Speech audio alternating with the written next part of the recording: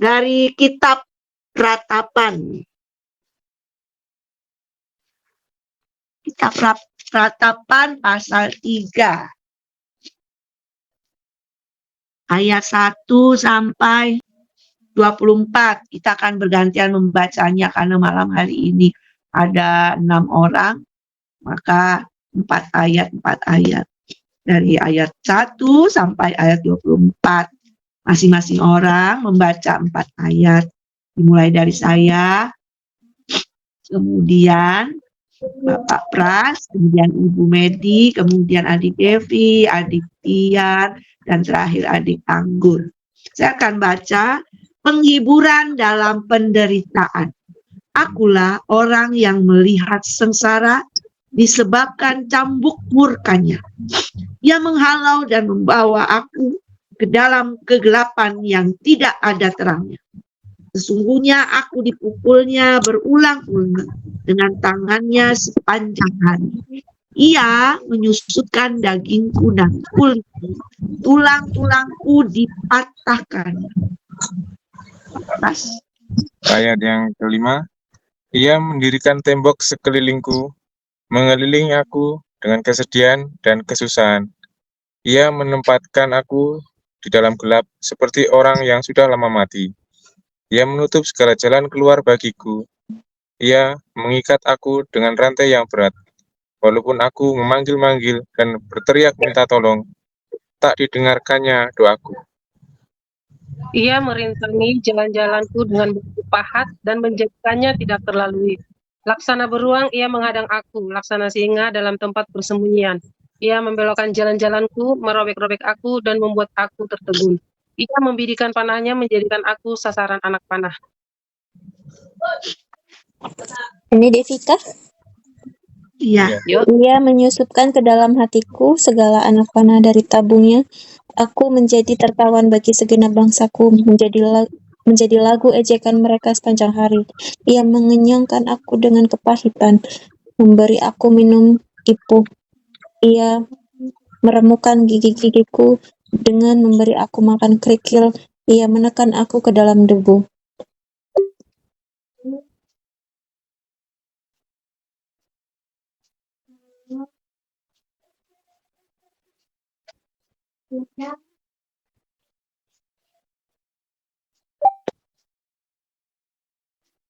Ya, Tiar.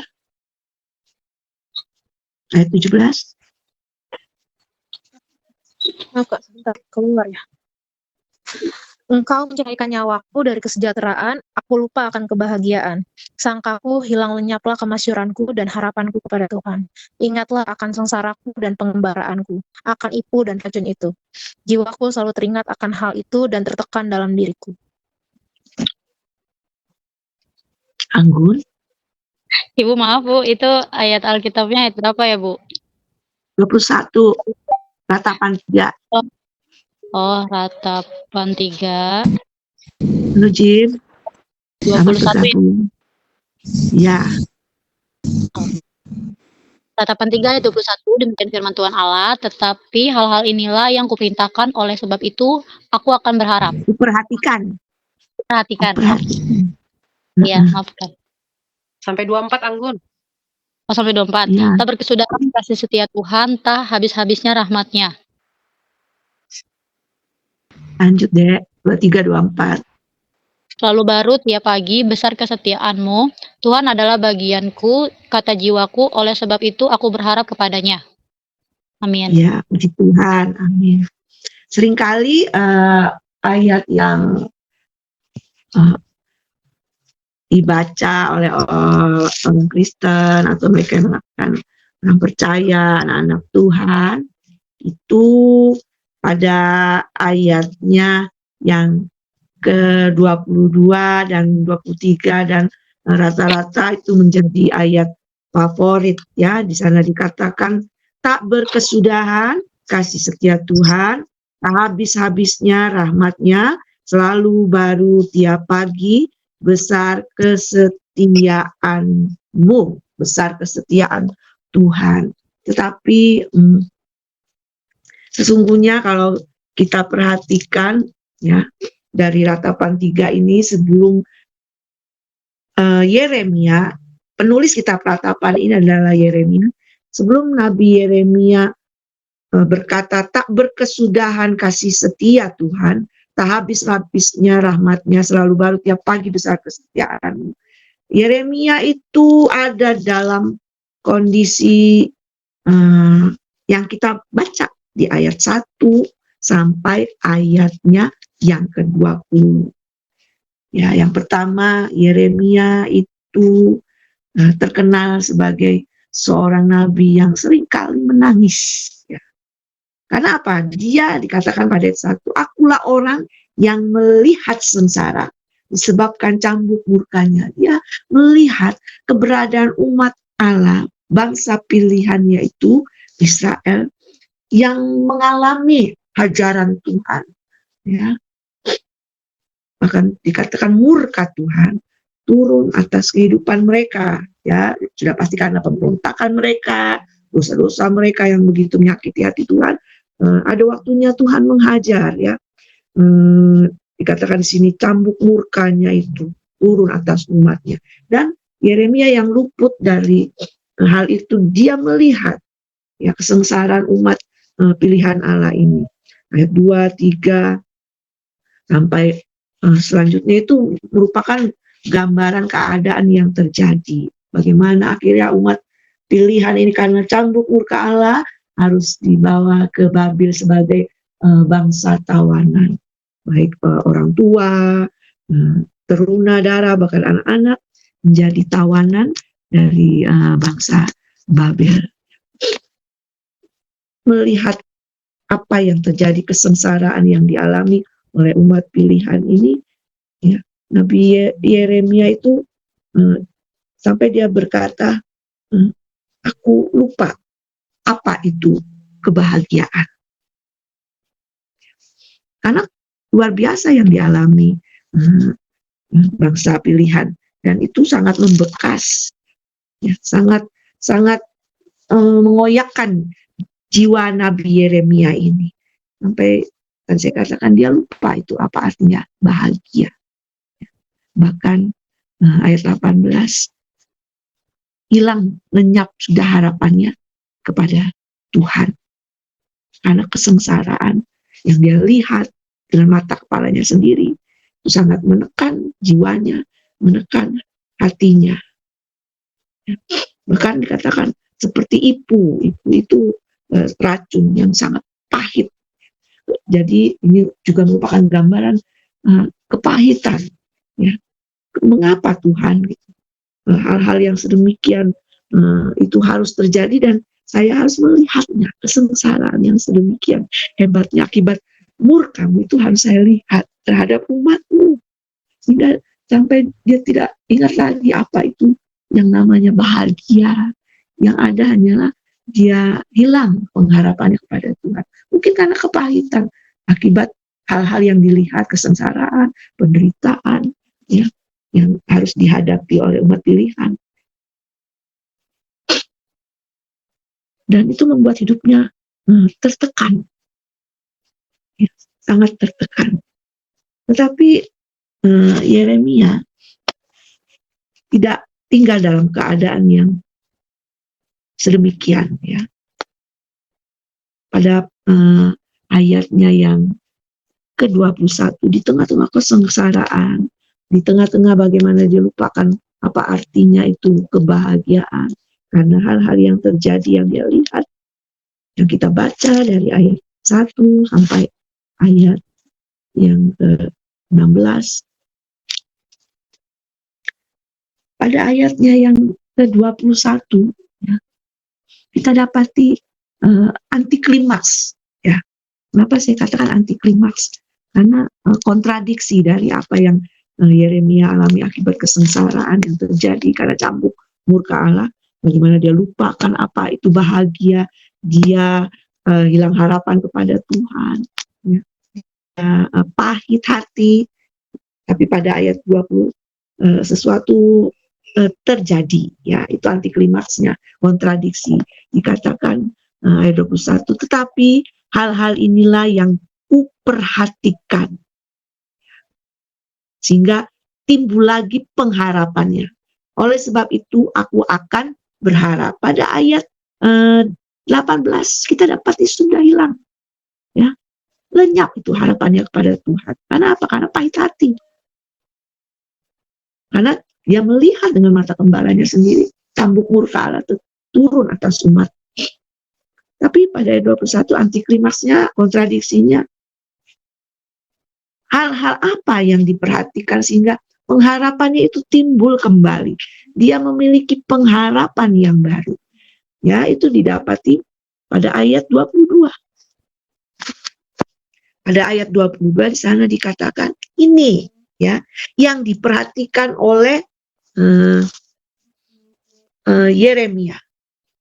Tak berkesudahan kasih setia Tuhan. Tak habis-habisnya rahmatnya.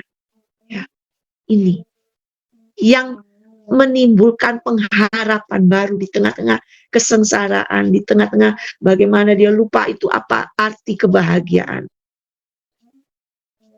Hal-hal ini itu adalah berbicara tentang kasih setia Tuhan yang tidak habis-habisnya, bahkan selalu baru tiap pagi. Mohon maaf, malam ini tidak ada sharing-sharing, tapi langsung saja firman Tuhan.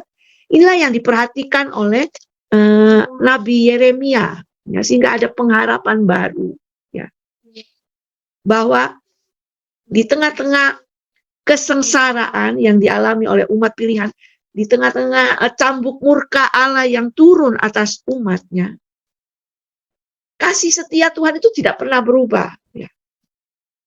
Meskipun terkadang Tuhan bertindak dengan keadilannya, dia mendatangkan cambuk murkanya.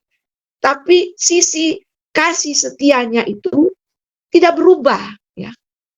Oleh karena cambuk murka, oleh karena keadilannya. Kasih setianya itu tidak habis stoknya. Ya, oleh karena murkanya.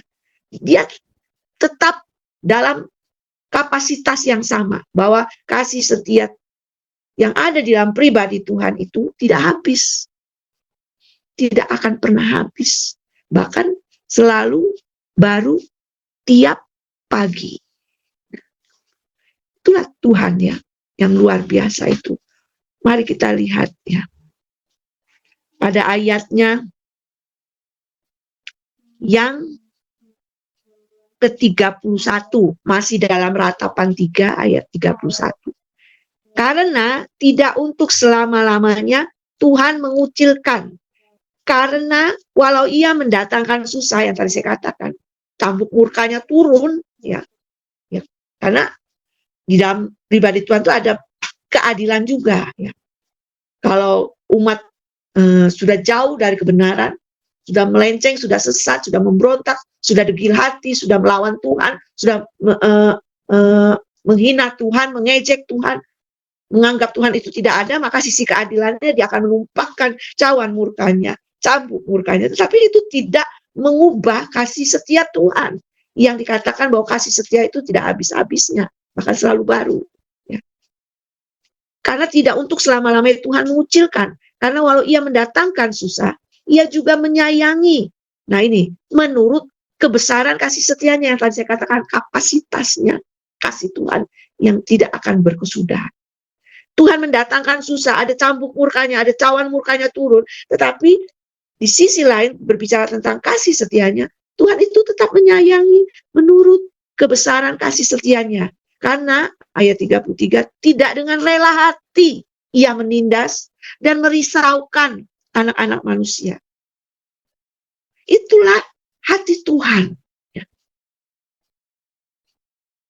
Itu hati Tuhan. Tidak dengan rela hati ia menindas.